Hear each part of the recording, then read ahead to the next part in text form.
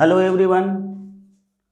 आजकल हमारे high school के सभी बच्चे और इंटर के सभी बच्चे जो है बोर्ड परीक्षा में व्यस्त होंगे। हाई स्कूल विज्ञान के बारे में हम आज कुछ आप लोगों को बताना चाहते हैं।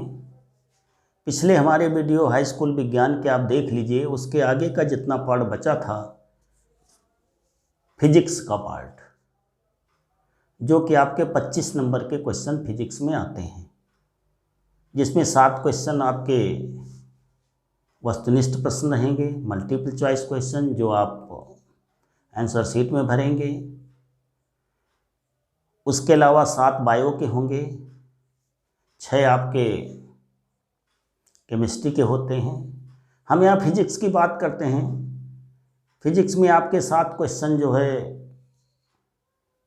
वस्तुनिष्ठ प्रश्न होंगे, जो OMR सीट में आप भरेंगे। उसके बाद फिर 4-4 नंबर के 3 क्वेश्चन होंगे और 6 नंबर के 1 क्वेश्चन होगा। इस तरह से 25 नंबर के प्रश्नों की बात हम कर रहे हैं आपके। इसके पहले हमने लाइट में आपको पूरी बात बता दी थी, निकट दृष्टि दूर दृष्टि दोष भी आपको क्लियर कर दिया था। आज हम अगला वीडियो जो ले रहे हैं आपका समय रहते जिससे आपकी तैयारी हो सके, इस बात को ध्यान रखते हुए हमने विद्युत के बारे में पूरी बात बताने का प्रयास करना है हमको। यहाँ पर इस वीडियो में पूरी बात आपके इलेक्ट्रिसिटी की बता दें, जिससे आपको पेपर में हर प्रश्न मिल जाए। आप इस वीडियो को अवश्य देखिएगा पेपर से पहले। मेरे पिछले वाले वीडियो भी सब आप लोग देखिएगा और लाइक और सब्सक्राइब तो आप कर ही रहे हैं। तो हम आगे बढ़ते हैं। इलेक्ट्रिसिटी विद्युत में हाई स्कूल के बच्चों के लिए सबसे पहले बात आती है वैद्युत आवेश की। वैद्युत आवेश का वैसे हमने एक कॉमन वीडियो डाला था जिसमें आपने सीखा होगा, पर फिर हमने दोबारा आपको आपके स्तर से ले लिया है। वैद्युत आवेश जो है हमारा, जिसको हम क्यू बोलते हैं, आवेश को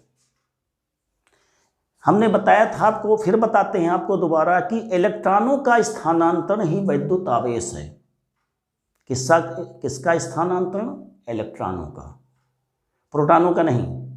इलेक्ट्रॉनों का स्थानांतरण ही वैद्युत आवेश है, और ये वैद्युत आवेश Q बराबर NE होता है, नंबर ऑफ इलेक्ट्रॉन, और E आपका इलेक्ट्रॉन का आवेश है। इस E का मान हमारा जो है हमने बताया था, इलेक्ट्रॉन का आवेश माइनस में होता है 1.6 × 10⁻⁹ कूलाम। आवेश का मात्रक आपका कूलाम होता है। अगर प्रोटॉन के आवेश की बात करें तो प्लस में यही मान होता है आपका। परिमाण में दोनों बराबर होते हैं। इलेक्ट्रॉनों का स्थानांतरण ही आवेश है।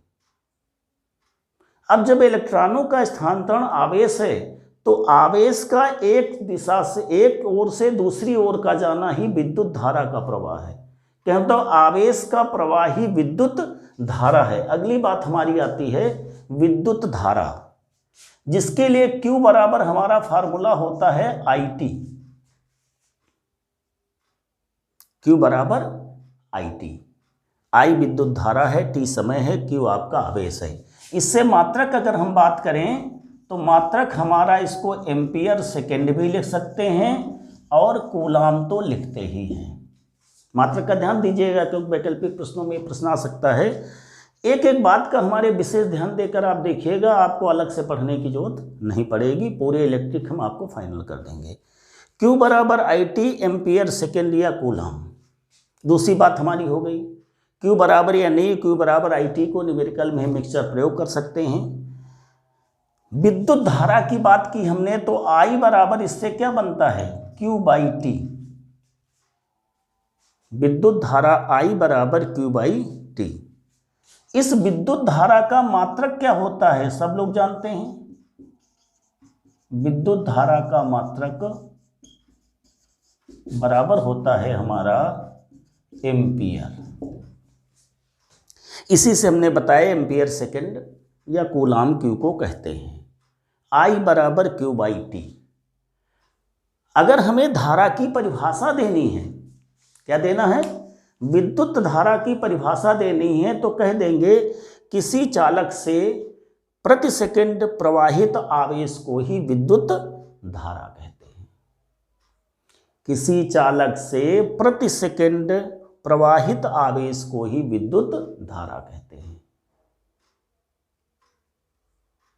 1 एम्पियर की परिभाषा अगर देनी हो, हमने इसे एम्पियर की परिभाषा भी लिख दी थी, तो T को 1 सेकंड करेंगे, Q 1 कूलाम रखेंगे, तो किसी चालक से प्रति सेकंड प्रवाहित आवेश 1 कूलाम हो तो चालक में बहने वाली धारा 1 एम्पियर होती है। क्लियर? आप बार बार देखकर याद भी कर सकते हैं। दिशा की बात, दिशा के बारे में अगर हम कहें, अगर इलेक्ट्रॉन आपके चल रहे हैं ए से बी की ओर, तो धारा की दिशा किधर होगी?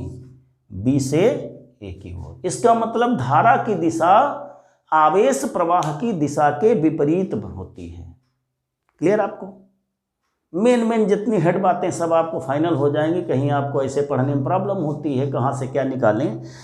इलेक्ट्रॉन मीन्स आवेश का प्रवाह की जो दिशा है उसकी विपरीत दिशा किसकी होती है? धारा की होती है। सामान्यतः हम इलेक्ट्रॉन ऋण से धन की ओर चलते हैं, इसलिए विद्युत धारा की दिशा हम सामान्यतः धन से ऋण की ओर लेते हैं। ये बात रही आपकी वैद्युत आवेश, विद्युत धारा, एम्पियर की परिभाषा और दिशा के बारे में हमको क्लियर हो गया। एम्पियर के बारे में इसमें कोई भी अगर हमें सामान्य सा न्यूमेरिकल अगर आ जाए तो बड़ी आसानी से कैलकुलेट करके हम आंसर दे सकते हैं। यह बात हमारी रही विद्युत आवेश, विद्युत धारा, एम्पियर की परिभाषा तक। क्लियर हो गया होगा आपको? आप लोग तैयारी कर रहे हैं, आपका रिवाइज करवा रहे हैं हम। तैयारी नहीं है तो आपको बातें क्लियर होगी, जो आपके हर प्रकार के प्रश्नों में उत्तर देने में आसान रहेगा आपको। इलेक्ट्रॉन का आवेश भी हमने बता दिया आपको, 1.6 × 10⁻19 कूलाम, -19 कूलाम होता है। प्रोटॉन का ये ऋण में होता है तो वो धन में होता है। माइनस होने इसको धन में मत कर दीजिएगा, -1.6, पहले माइनस और प्लस की बात इलेक्ट्रॉन प्रोटॉन के आवेश के बारे में होती है। विद्युत विभव एवं विभवांतर, अगली बात करते हैं। विद्युत विभव के बारे में देखिए, हम एकदम सामान्य भाषा में आपको समझा देंगे बहुत ही जल्दी। दोनों के सूत्र होते हैं W/Q, चाहे विद्युत विभव कहें चाहे विद्युत विभवांतर कहें। इसको V कहते हैं, इसको हम डेल्टा क्या कह सकते हैं? Delta V। दोनों के ही सूत्र W/Q ही होते हैं। बात केवल परिभाषा में अंतर डिफरेंस हो जाता है। विद्युत विभव में हम आवेश को अनंत से वैद्युत क्षेत्र में लाते हैं और विभवांतर में एक बिंदु से दूसरे बिंदु तक आवेश को ले जाते हैं। तो कह देंगे एकांक आवेश को, हरदम नीचे को हम एकांक कहते हैं, एक मान लेते हैं परिभाषा किताब से हटके। एकांक आवेश को अनंत से वैद्युत क्षेत्र में लाने पर किया गया कार्य वैद्युत विभव कहलाता है। क्लियर? फिर दोबारा बोल देते हैं। एकांक आवेश को अनंत से वैद्युत क्षेत्र में लाने पर किया गया कार्य क्या कहलाता है? जब एक हो जाएगा तो वैद्युत विभव कहलाता है। इसमें क्या कहेंगे? एकांक आवेश को चालक के किसी एक बिंदु से, जैसे ये बिंदु है A और इससे ले गए हम B तक, तो एकांक का चालक में एकांक आवेश को किसी एक बिंदु से दूसरे बिंदु तक ले जाने पर किया गया कार्य वैद्युत विभवांतर कहलाता है। इसमें एक बिंदु से दूसरे बिंदु ले जाते हैं, उसमें अनंत से वैद्युत क्षेत्र में लाने हैं। कार्य दोनों हैं, एकांक आवेश दोनों हैं, मात्रक दोनों के ही होते हैं हमारे। क्या समझने का प्रयास करिए? जूल प्रति कूलाम, या हम बोलते हैं क्या? वोल्ट है। वोल्ट है, वोल्ट मीटर से नापते हैं। विद्युत धारा एम्पियर है, एमीटर से नापते हैं, है ना। एमीटर सदैव श्रेणी क्रम में लगाया जाता है, वोल्ट मीटर परिपथ के सदैव समांतर क्रम में लगाया जाता है। मात्रक जूल प्रति कूलाम या वोल्ट। क्लियर हो गया? एक वोल्ट की डिफिनीशन देनी है तो चाहे इससे दे लें चाहे इससे दे लें। अगर एक वोल्ट की डिफिनीशन बताना है तो एकांक आवेश को अनंत से वैद्युत क्षेत्र में ले जाने पर किया गया कार्य 1 जूल हो तो वैद्युत विभव 1 वोल्ट होगा। इसके आधार पर देंगे तो एकांक आवेश को एक बिंदु से दूसरे बिंदु पर ले जाने पर किया गया कार्य 1 जूल हो तो उस चालक का विद्युत विभवांतर आपका 1 वोल्ट होगा। 1 वोल्ट की डिफिनेशन इस तरह दे सकते हैं। ये रहे आपके वैद्युत विभव एवं विभवांतर की बात। क्लियर। इसके बाद आते हैं हम प्रतिरोध के बारे में। बहुत इंपॉर्टेंट चीज है आपकी प्रतिरोध। नाम ही इसका है प्रतिरोध, माने शुद्ध हिंदी में क्या होता है? रुकावट। किसी चालक के पदार्थ का वो गुण जो चालक में बहने वाली धारा में क्या उत्पन्न करता है? बाधा उत्पन्न करता है, रुकावट उत्पन्न करता है या रोकता है। किसी चालक के पदार्थ का वो गुण जो विद्युत धारा के प्रवाह में रुकावट उत्पन्न करता है वैद्युत प्रतिरोध कहलाता है। हमने शॉर्ट में प्रतिरोध लिख दिया, वैद्युत प्रतिरोध R कहलाता है। रेजिस्टेंस अंग्रेजी में बोलते हैं। मात्रक की बात जब आती है तो हम आगे बढ़ जाते हैं। हमने सामान्य प्रतिरोध की परिभाषा बता दी आपकी।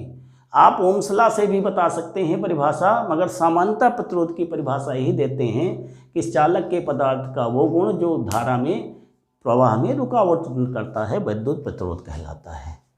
ओम्स लॉ क्या आते हैं? ओम्स लॉ मीन्स ओम का नियम, इंपॉर्टेंट लॉ। ठीक है। इसके लिए हम क्या सीखते हैं? V/I बराबर R, या R न सीखें हम सीख सकते हैं V/I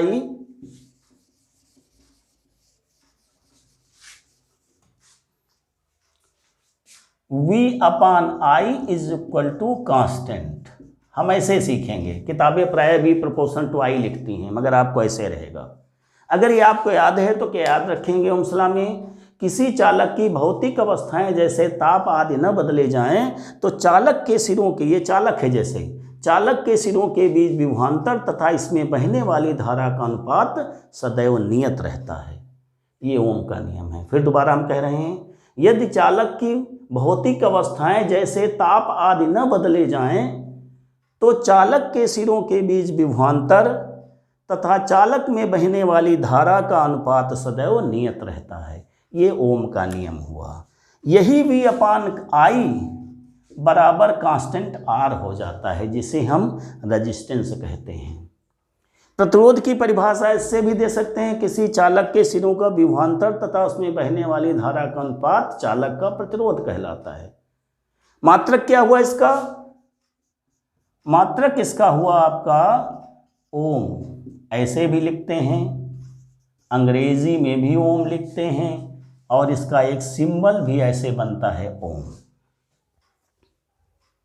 ओम का नियम है, इसलिए उनके नाम के आधार पर इसका मात्रक क्या होता है? ओम। और क्या कह सकते हैं इसका मात्रक? वोल्ट प्रति एम्पियर,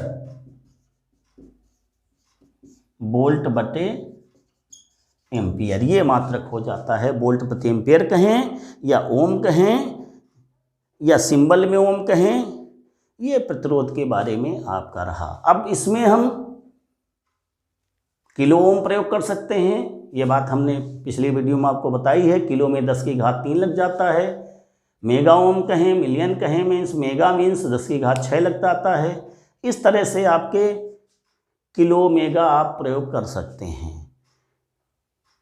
ओम के नियम के बारे में जानने के बाद इसका मात्रक हुआ ओम। हम आते हैं चालक के प्रतिरोध की निर्भरता, मतलब प्रतिरोध किन किन बातों पर निर्भर करता है। इसके लिए हम पहले प्रतिरोधकता के बारे में सीख लेंगे। प्रतिरोधकता कहाँ पे आती है, इस बारे में बात करते हैं। प्रतिरोधकता रो, इसके लिए एक फार्मूला होता है हमारा, याद करना पड़ता है हमको। R बराबर रो इंटू L बटे A। ये रो ही हमारा प्रतिरोधकता या विशिष्ट प्रतिरोध है। ये केवल धातु पर निर्भर करता है। प्रतिरोधकता या विशिष्ट प्रतिरोध केवल धातु की प्रकृति पर निर्भर करता है। मीन्स कहने का मतलब रो जिसका अधिक होगा उसका प्रतिरोध भी अधिक होगा, जिसका कम होगा उसका प्रतिरोध कम होगा। प्रतिरोधकता जो है वो सिल्वर की सबसे कम होती है, इसलिए चांदी हमारा सबसे अच्छा चालक है। उसके बाद कॉपर आता है, कॉपर के बाद एल्युमिनियम आता है, सोवान। प्रतिरोधकता रो का मात्रक होता है हमारा ओम मीटर। ये आपके इसमें डिटेल में बहुत नहीं है, मगर प्रतिरोधकता क्या है, ओम मीटर होता है रो का मात्रक। ये केवल धातु की प्रकृति पर निर्भर करता, बाकी किसी बात पर निर्भर नहीं करता। मगर आर तो प्रोपोर्शन टू एल होता है, आर प्रोपोर्शन टू 1/A होता है। तो पूछा जाता है चालक का प्रतिरोध किन किन बातों पर निर्भर करता है, तो कह सकते हैं धातु की प्रकृति पर निर्भर करता है।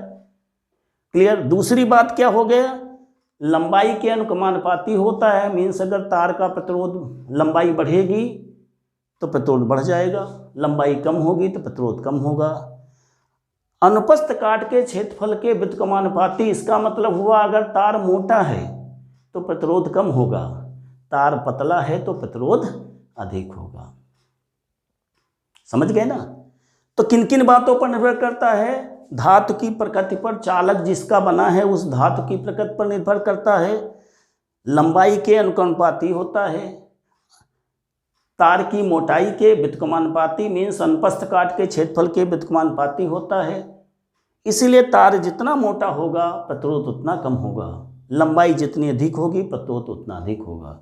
और एक बात पर निर्भर करता है, ताप पर भी प्रतिरोध, ताप बढ़ने पर भी प्रतिरोध बढ़ जाता है। तो देखा जाए तो धातु की प्रकृति पर निर्भर किया उसने, लंबाई पर निर्भर किया, क्षेत्रफल पर निर्भर, किस प्रकार निर्भर किया हमने क्लियर किया।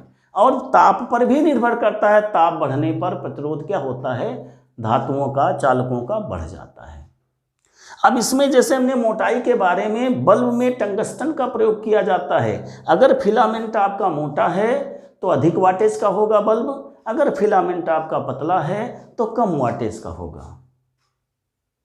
हम देख के बल्ब में बता सकते हैं। बल्ब में दिया होता क्या क्या, वोल्टेज और वाटेज दी होती है, और उससे अभी हम आगे बता रहे हैं क्या क्या कैलकुलेट करते हैं।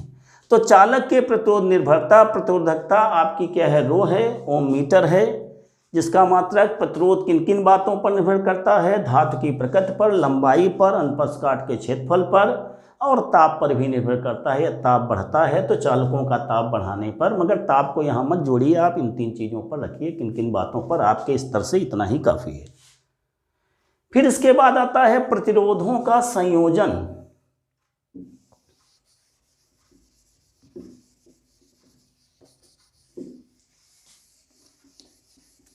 कॉम्बिनेशन ऑफ रेजिस्टेंस आपके लिए बहुत खास बात है, उसके हमने इसीलिए देखो न्यूमेरिकल भी रखे हैं, आगे आपको लास्ट में बता रहे हैं। प्रतिरोध का संयोजन हम करते हैं सीरीज और पैरेलल में। किसमें करते हैं, सीरीज में, मतलब श्रेणी क्रम में, हिंदी में श्रेणी क्रम में कैसे होते हैं, जैसे ये प्रतिरोध एक जुड़ा, फिर ये जुड़ा, फिर ये जुड़ा।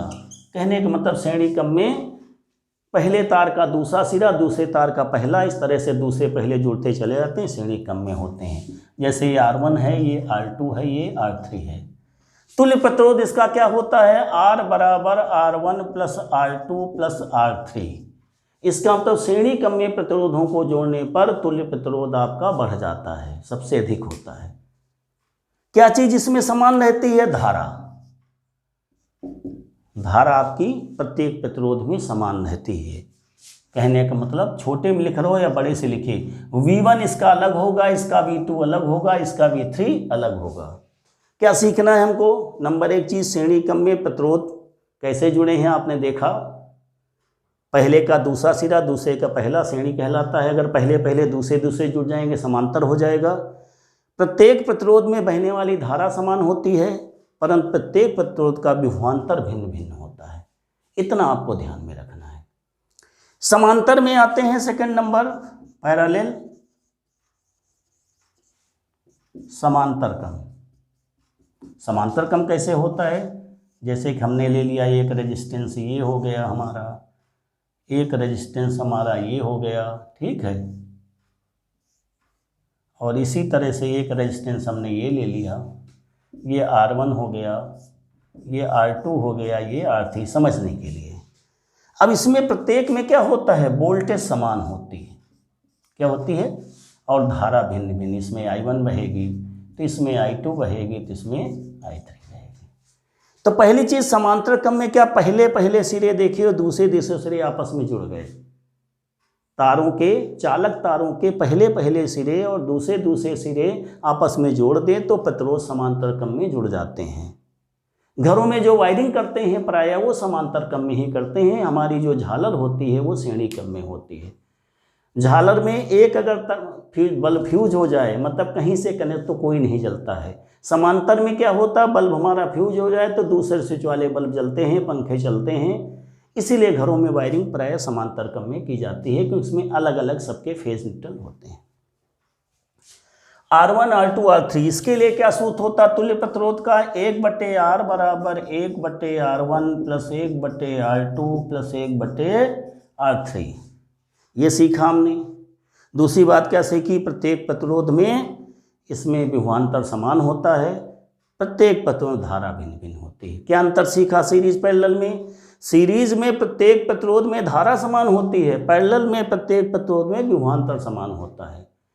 इसमें विभवांतर भिन्न भिन्न होता है और समांतर क्रम में विभवांतर समान होता है, इसमें धारा भिन्न भिन्न होती है समांतर क्रम में। इस तरह से ये श्रेणी क्रम और समांतर क्रम हमारा रहा। हमने फॉर एग्जांपल आपको बताया कि घरों में जो प्रायः वायरिंग है, आप देखते होंगे, पंखा चलाया तो पंखा चला, बंद किया तो बंद हो गया, बल्ब जलाया तो बल्ब जला, इन्हें सब एक साथ बंद हो जाएं। मगर झालर वगैरह जो हम इस्तेमाल करते हैं वो श्रेणी क्रम में लगी होती है, इसलिए एक बल्ब भी फ्यूज होने पर हमारी वो जलती नहीं है। ये रही श्रेणी क्रम और समांतर क्रम की बात आपकी, जिसके अभी हम न्यूमेरिकल भी आपको बताएंगे जो आते हैं। फिर बात आती है इलेक्ट्रिक में, आगे बढ़ते हुए हम चल रहे हैं विद्युत ऊर्जा की।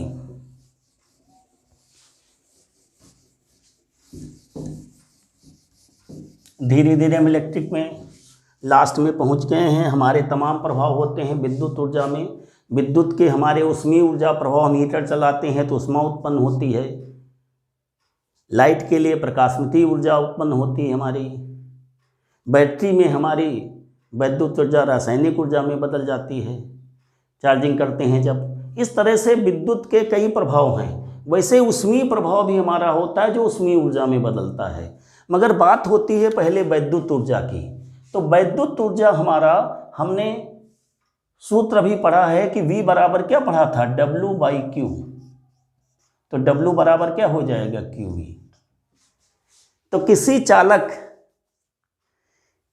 चालक में अगर जो आवेश के कारण जो ऊर्जा उत्पन्न होती है उसे हम क्या कहते हैं, वैद्युत ऊर्जा कहते हैं। आवेश प्रवाह के कारण जो ऊर्जा उत्पन्न होती है किसी चालक में उसे हम वैद्युत ऊर्जा कहते हैं। कितनी होती है, W बराबर QV। ये तो हमने याद करने को बताया कि सूत्र से आप कैलकुलेट कर सकते हैं। W बराबर QV, Q बराबर IT होता है तो VIT, W बराबर। इसी में अब ओम्स लॉ चलेगा आपका। Q बराबर IT आपने सीखा, V बराबर IR रखोगे तो I²RT, I बराबर V/R रखोगे तो V²/RT। सब फार्मूले सेम हैं, सबके मात्रक जूल होते हैं। इसी में किसी चालक में जो अगर हीट ऊष्मीय ऊर्जा उत्पन्न हो रही है धारा प्रवाह के कारण, ऊष्मा उत्पन्न हो रही है, उसे ऊष्मीय ऊर्जा कहेंगे। तो सूत्र तो यही होंगे, सिर्फ W को हम क्या लिख सकते हैं, H।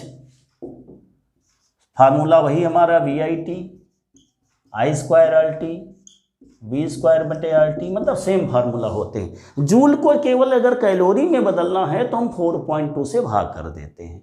तो कैलोरी व्यवहारिक मात्रक है, ऊष्मीय ऊर्जा हो या ऊर्जा हो, मात्रक जूल ही होता है। ऊर्जा का एक मात्रक और हम समझ सकते हैं, जैसे कि हमारा होता है P बराबर W/T, से W बराबर क्या बनेगा, P × T। इसलिए एक ऊर्जा का मात्रक हम और लिख सकते हैं वाट सेकेंड। जूल लिखते हैं, वाट सेकेंड भी लिख सकते हैं। कभी विकल्प में आ जाता है कि निम्न से कौन सी ऊर्जा का मात्रक नहीं है, तो जूल भी दिया है आपका, वाट सेकेंड भी दिया है तो वो होगा, या कौन सा है तो जूल न देकर वाट सेकेंड दिया है।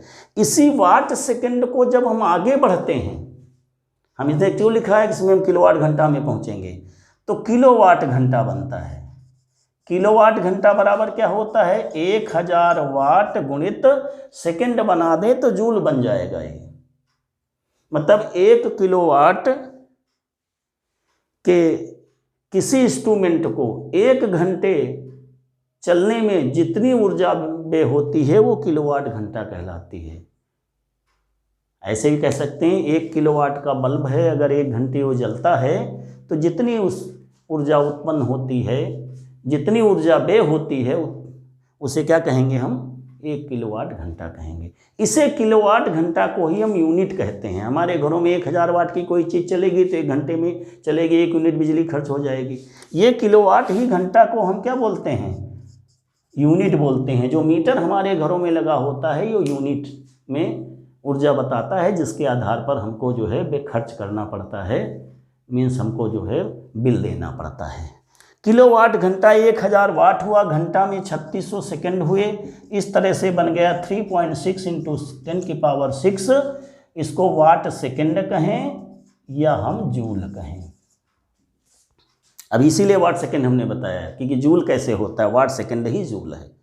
3.6 × 10⁶ वाट सेकंड या जूल होते हैं 1 किलोवाट घंटा में। मीन्स अगर हम इसका सूत्र लिखें तो हो जाएगा वाट गुणित घंटे बटे 1000। 100 वाट का बल्ब अगर 10 घंटे जलता है तो 1 यूनिट बिजली खर्च होगी। 1000 वाट का अगर 1 घंटे जलता है तो 1 यूनिट बिजली खर्च। इसलिए जब वाटेज बढ़ जाती है तो मीटर हमारा तेज चलता है। मीटर रीडिंग में हम किलोवाट घंटा या यूनिट का प्रयोग करते हैं, जिसके लिए हमने बताया आपको। इसके बाद आती है वाट की। बार बार हम बात कर रहे हैं तो इलेक्ट्रिक पावर की बात कर लेते हैं। P बराबर W/T होता है। जानते हैं कार्य करने की दर को, शक्ति या सामर्थ्य, किसी चालक में कार्य करने की दर को ही विद्युत शक्ति या सामर्थ्य कहेंगे। इसका सूत्र बनेगा W बराबर, चूंकि VIT बनता है तो आपका बन जाएगा क्या, VI। इसलिए P बराबर क्या हम सूत्र लिखते हैं, VI। इसी को आगे बढ़ाएंगे तो बन जाएगा हमारा I²R। इसी को आगे बढ़ाएंगे तो V²/R। ये ओम्स लॉ से होता है, V बराबर IR। V बराबर IR, इसको आप ऐसे सीख सकते हैं, VIR। V बराबर IR हो जाएगा। V को I को दबाएंगे तो I बराबर V/R हो जाएगा, R को रखेंगे तो V/I हो जाएगा। इस तरह से V बराबर ओम लॉ का जो सूत्र है, V बराबर IR या I बराबर V/R या R बराबर V/I, उसका हम प्रयोग करके सूत्रों को ये बदल रहे हैं। पावर का मात्रक होता है हमारा जूल प्रति सेकेंड या वाट, पढ़े हम VI। पावर का मात्रक हमारा क्या होता है, जूल प्रति सेकेंड या वाट। VI से अगर लिखें तो वोल्ट एम्पियर भी कह सकते हैं। क्या कह सकते हैं, वोल्ट एम्पियर। I²R से कहें तो ampere square, ohm ampere square भी कह सकते हैं। V²/R से कहें तो हम वोल्ट स्क्वायर बटे ओम भी कह सकते हैं। जनरली इसका मात्रक होता है जूल प्रति सेकेंड या वाट। किलोवाट का अगर हम प्रयोग कर रहे हैं तो 10⁻³ वाट होते हैं, मीन्स 1000 वाट। अगर ये मेगावाट का प्रयोग करें तो 10�6 वाट होते हैं। हार्स पावर का प्रयोग बहुत होता है, जिसका होता है 746 वाट। ये शक्ति के बारे में है। जो बल्ब में लिखा होता है वो सामर्थ्य बल्ब की शक्ति लिखी होती है। 100 वाट का बल्ब है, 200 वाट का बल्ब है, उसमें वोल्टेज लिखी होती है। जब वोल्टेज रख देंगे और तो रेजिस्टेंस निकल आएगा इससे, R बराबर V²/P। बल्ब मिलते ही हम उसके प्रतिरोध के बारे में बता सकते हैं। बल्ब को देख के फिलामेंट अगर मोटा है तो जान सकते हैं कि अधिक वाटेज का है, कम फिलामेंट मोटा है तो कम वाटेज का है। ये भी बात ध्यान रखने हो, कई बार प्रश्न पूछा गया है कि फिलामेंटेड मोटा है, एक का पतला है, तो किसकी वाटेज अधिक होगी। तो आपको क्लियर है, वाटेज आपकी अधिक होगी किसकी, जिसका फिलामेंट मोटा होगा। क्योंकि उसका क्यों ऐसा होता है, जिसका फिलामेंट मोटा होगा उसका प्रतिरोध कम होगा, और जब प्रतिरोध कम होगा तो उसकी वाटेज क्या होगी, अधिक होगी, अधिक वाट का बल्ब होगा। अब आजकल तो आपके LED चल रही हैं तो 10 वाट, 9 वाट, 7 वाट, 12 वाट, सिंपली वाट में प्रयोग कर लेते हैं। 100 वाट के बल्ब के स्थान पर हम पूरे घर में बिजली उतनी ही वाटेज के खर्च में चला लेते हैं। इस तरह से हमारा विद्युत शक्ति या सामर्थ्य की बात क्लियर हुई। ये पूरी आपकी इलेक्ट्रिसिटी हमने बता दी, ओम के नियम को बता दिया। ओम के नियम में एक बात और हम समझ सकते हैं कि ओम के नियम में जो वोल्टेज और धारा के, जब कोई चालक ओम के नियम का पालन करता है तो वोल्टेज और धारा में अगर हम ग्राफ खींचते हैं तो एक रेखा प्राप्त होती है। कभी कभी ऐसा पूछ लेते हैं, जितने चालक हमारे हैं, धातु के चालक हैं, वो सब ओमी परिपथ में होते हैं, ओम के नियम का पालन करने वाले ओमी होते हैं। कैसी रेखा प्राप्त होती? वोल्टेज और धारा में ग्राफ खींचने पर सरल रेखा प्राप्त होती है। इस तरह से समझ सकते हैं, जैसे वोल्टेज है, धारा है हमारी, तो एक सीधी रेखा ऐसे प्राप्त होती है। अगर सीधी रेखा नहीं प्राप्त होती तो अनोमी कहलाते हैं। अब आ जाते हैं लास्ट में कि इसके जनरली क्यू बराबर या नहीं, क्यू बराबर आई टी, इनके न्यूमेरिकल आते हैं। सीरीज पैरेलल के आपके आ जाते हैं। इलेक्ट्रिसिटी की बात हम कर ही रहे हैं, विद्युत की। एक प्रश्न बहुत पूछा जाता है, 2 ओम, 3 ओम, 6 ओम का संयोजन उसमें पूछा जाता है। इतने ओम प्राप्त करना है तो कैसे संयोजन करोगे? तो हम इसको पूरा से क्लियर किए देते हैं आपको, कितने प्रकार से इसका संयोजन कर सकते हो, उसमें सब प्रश्नों के उत्तर आपके मिल जाएंगे। जैसे हमने 2 ओम, पहला संयोजन हमारा ये हुआ कि हमने तीनों को क्या किया, 2 ओम, 3 ओम, 6 ओम, फर्स्ट नंबर एक संयोजन ही हो सकता है।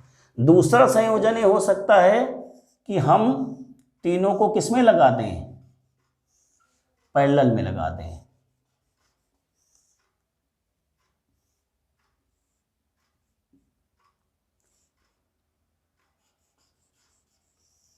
पैरेलल में लगा दिया हमने, 2 ओम,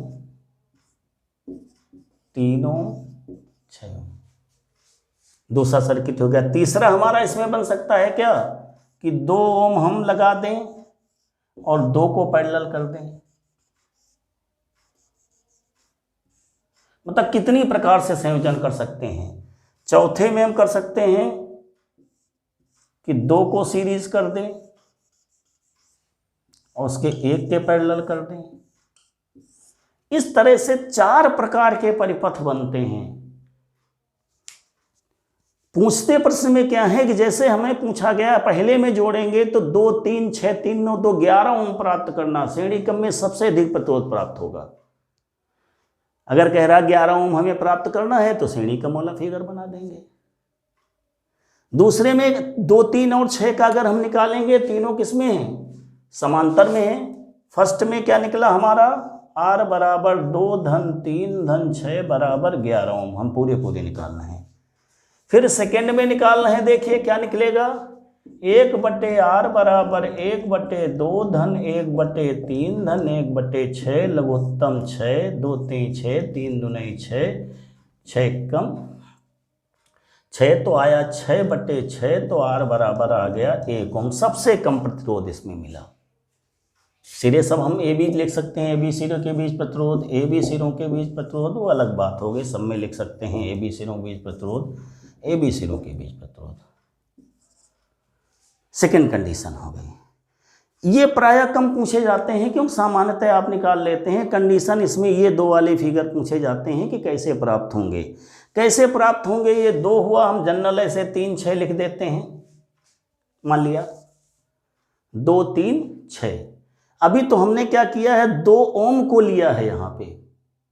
अब देखिए कितने प्रकार से मिल सकता है, ये हमको देखना। ये 2 तो एकदम पक्के हैं कि सबको सीरीज कर दें, सबको पैरेलल कर दें, ये आपके एकदम फाइनल है, इसलिए इनको हम साथ। इसमें देखिए कितने प्रकार के बनते हैं। जैसे पहले हमने 2 ओम को लिया है, किसमें, 3 और 6 के समांतर में करके हमने लिया है 2।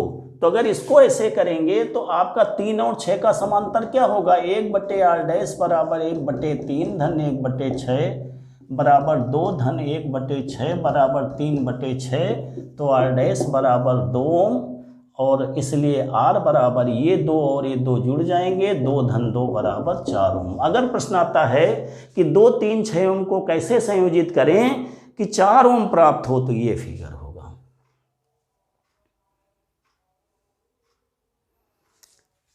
अगर इसमें आते हैं, देखिएगा 3 और 6 को सीरीज कर दिया, या कि किसी को भी हम कर सकते हैं, और 2 को या 2 और 3 को सीरीज कर दें, जैसे भी चाहे कर सकते हैं इसमें, क्योंकि अभी हम समझाने की बात कर रहे हैं, क्लियर नहीं क्या प्राप्त होना हमें। 4 ओम प्राप्त करने के लिए इस तरह बनेगा। अगर यहां पर 3 हो जाए, यहां 2 और 6 भी कर सकते हैं, तो 1/2 धन 1/6 4/6, इसमें अगर करेंगे तो क्या मिलेगा, 1/2 धन 1/6, ये 3 हो जाएगा, ये 4/6 हो जाएगा। तो 6/4 में हमारा आर डैश कितना आ जाएगा, 1.5।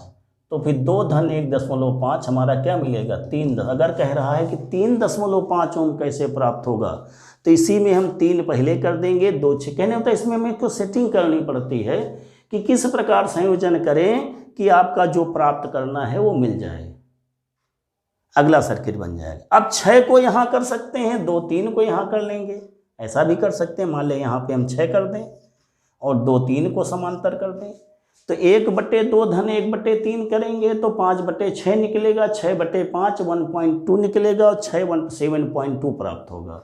अगर 7.2 प्राप्त करना है तो सर्किट ऐसा ही होगा, 2 समांतर और 1 सीरीज के 3 प्रकार के बने।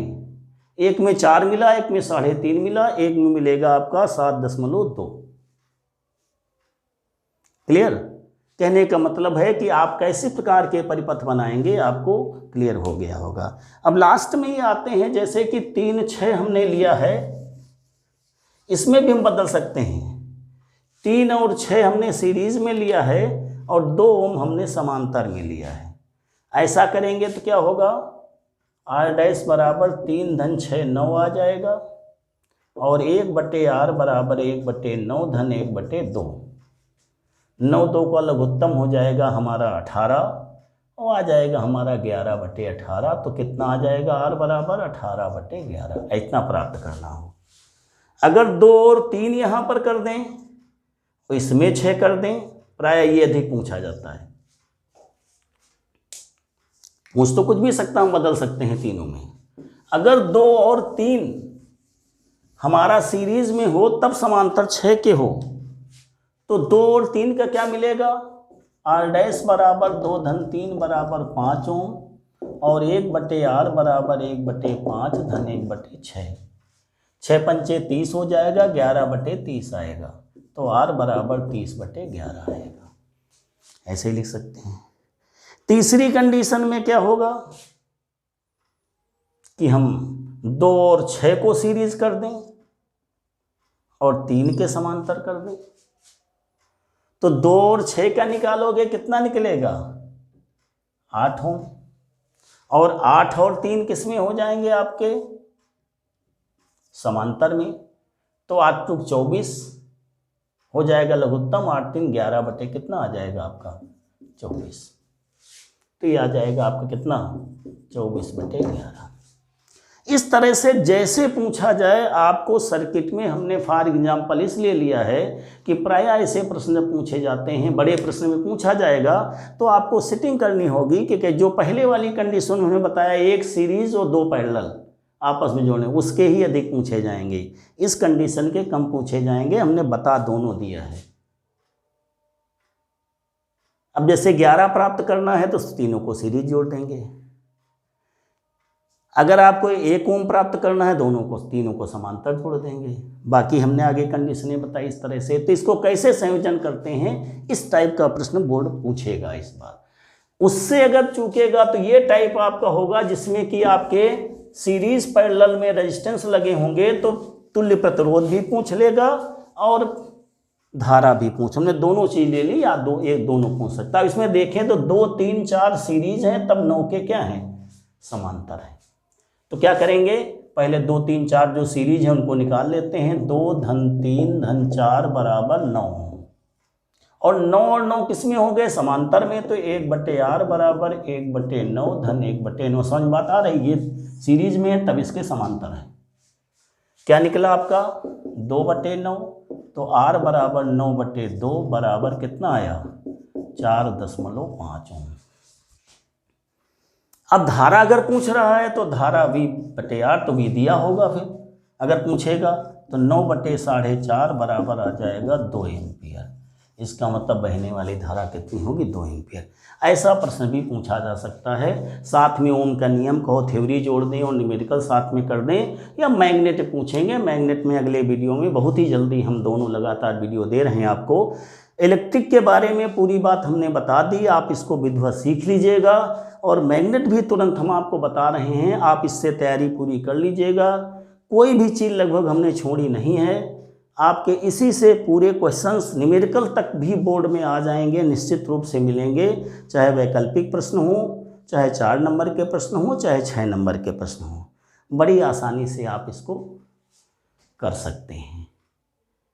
इस तरह से हम समझते हैं कि आप लोग अच्छे से अच्छे नंबर पाएँ, इसीलिए हम मेहनत करके आपको जल्दी से जल्दी देने का प्रयास कर रहे हैं बोर्ड पेपर से पहले, और आपको निश्चित अच्छी से सफलता मिले। इसी के साथ हम ये कहना चाहते हैं कि आप लोग वीडियो को लाइक शेयर भी करिए, जिससे दूसरे बच्चे भी इसका फ़ायदा उठाएं, बोर्ड परीक्षा में उनको अच्छे अंक प्राप्त हों। थैंक यू, धन्यवाद।